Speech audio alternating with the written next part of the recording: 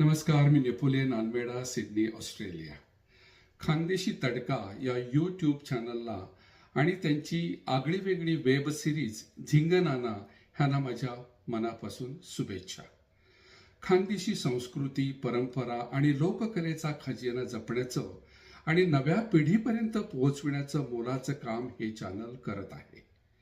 या सिरीजचे निर्माता दिग्दर्शक आहेत भानुदास पाटील सर, लेखक नितीन अहिरराव आणि कार्यकारी निर्माता मनोहर खैरनार.